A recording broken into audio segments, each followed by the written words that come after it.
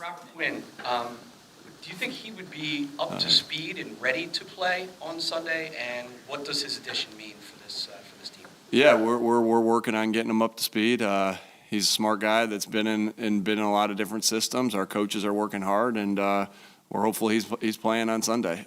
His addition just adds another good player to the system amongst a group of guys that can already get after the passer, and then you add another guy, and that's just more fresh legs coming after the quarterback, which, to me is one of the most important positions in football.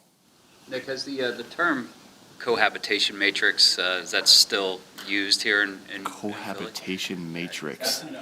How you dropped that on us a couple of years Okay. ago. I've never just about how, like, when you're bringing in guys, you kind of cross-reference them with people who they've worked with in the past. Yes. I just wasn't familiar with the term the way you so it's not like a regular term yeah. around here anymore. Yeah, we of course, yeah. How important was that with all of the acquisitions, including Quinn? Yeah, you always want to know about guys, and so you're turning over every stone you possibly can to figure out about the guys that you bring in here.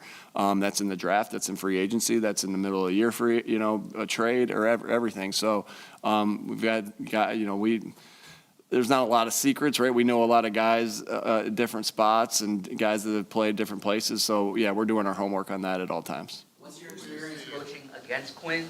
And is there any insight as to the drop-off in production this year relative to last year? Yeah, you always had to know where he was at all times, and so there's protections that we've had before, and that you name them after the player because you're gonna without giving too much away, you're gonna be very aware of where he is on the field, and where there's definitely been a protection that we've had called two jet Quinn. So because you wanted to know where he was, and so got a ton of respect for him as a player. He's still playing at a high level. Obviously, we know how many sacks he had last year, in setting the Bears season single record for sacks, and still seeing him get after the passer. Now, sometimes sacks come in waves, but we still see the juice in his legs. We still see him ability to put the tackle in a threatening spot and create pressure. So we're excited to have him. You were pretty open yesterday about the shock of coming here, and then obviously learning the playbook, and even getting to know the names of people in the building. Something he says he struggles with.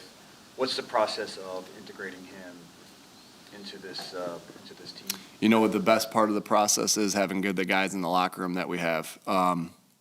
It's and it's the culture that we have that's what we care about, is connecting and getting to know our guys, and coaches, players to players to coaches. So to me, it's already built. That the players that we have here, the Brandon Grahams, the Jason Kelsey's, Lane Johnsons, right?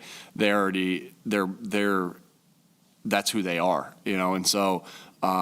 There's not, that when it's running smoothly like that, as we've talked about before, like with the different guys that we've integrated this year, it's just the next guy that comes in, and we put our arms around him and we welcome him, and I'm really happy that we have him here.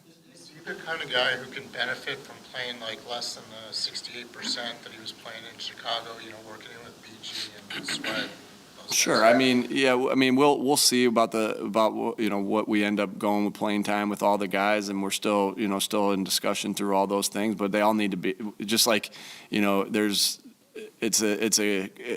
just like you guys kind of ask me sometimes with Dallas and AJ and Devontae, like, yeah, we want to get them all the ball, and same thing here. We want them all to be able to rush, and so they all need to rush, and they all need to go out there and play, and we look to have good fresh legs and waves coming at the quarterbacks, creating pressure. Nick, what kind of spark has Miles Sanders been able to provide you these first couple of months, and where's your overall satisfaction level with that entire position group? Yeah, I love that position group. I really, right at the beginning of the year, I was super excited.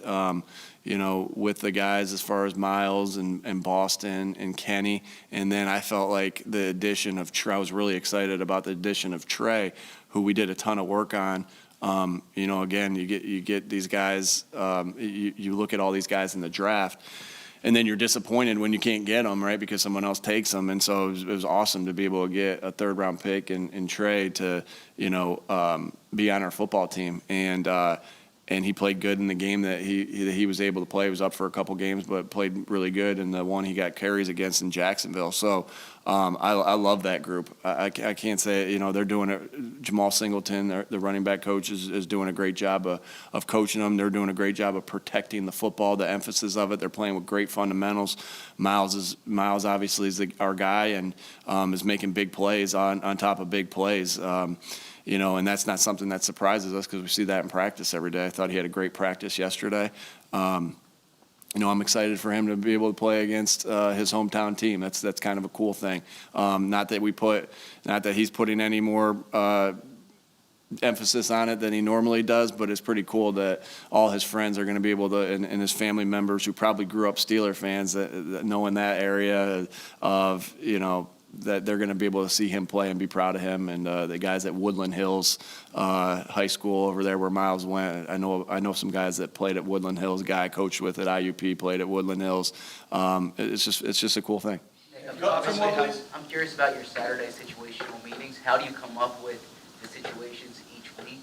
And when you quiz the coaches, are the answers usually black and white, or are you trying to come up with ideas for what to do in those situations? The situational meeting is not just limited to that Saturday. So there's a lot of work that goes into it. There's a Thursday meeting that's a situation meeting. There's a Friday meeting that's a situation meeting. Now that's just with coaches. That's with myself, Shane, Gannon, Clay's in and out of that at times because it's not always pertaining to Coach Clay. And so you're trying to put yourself in as many scenarios as you possibly can. So you do have as much black. Now it's never clearly black and white ever in this game. So you're always trying to make it as close to it as you possibly can because there's always a little bits of gray. And so we've worked hard there. And then, we get into this scenario and we quiz everybody's there because Shane's got to make that call in less than 40 seconds, right? 10 seconds, right? To be able to let the players, and it's really even quicker than that. Gannon's got to make that call, even quicker at times.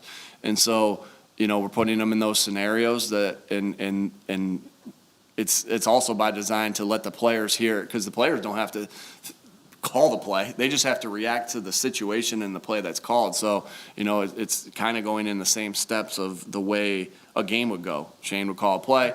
Players would know the scenario we're in. We would give our reminders for that play or that scenario, and they got to go. And so we're basically doing what we would do in a walkthrough or a practice setting. You're practicing what's to come. Nick, earlier in the week, Doc Rivers was asked about Bryce Harper's homer. He talked so much about his ability to focus through the rain, the noise, all those kind of things. Just curious from a coach's perspective, can you teach that ability to block it out, and what kind of skill does that take? We sure as heck try, right? We sure as heck try because there's a lot of things that grab for your attention. And we talk probably at nausea to the players about, hey, dog mentality, what does that mean? That means who cares what happened last? Well, who cares whether it was good? Bryce Harper, you hit a home run last time. Okay, here we go. We got to go do it again. And controlling what you can control. You can't control the crowd noise. You can't control sometimes at home you can do this and quiet them down. You can't control the rain. You can't control the weather, right? And so you control what you can control. And we talk at length about that. And and that's what I say to the guys. Sometimes good coaching to me is when you know what I'm going to say. And so lock into where you are. I don't care if that you're 6-0. I don't care that, and I don't know all Bryce's stats, but I don't care that you hit 4 home runs in the series to date. And I'm sure, he's thinking too today, like I was the NL MVP or whatever. He's ready to play today. I just know that you can tell the focus that he has, like Coach Rivers said. And so you preach it. And you hope that when you're preaching it gets through, and the guys do it. And these guys are professionals, and we got great professionals on this team that know what it takes to spend this long season to be able to boom, next play, boom, next play, boom, next week type mentality. All right. Thanks, Coach.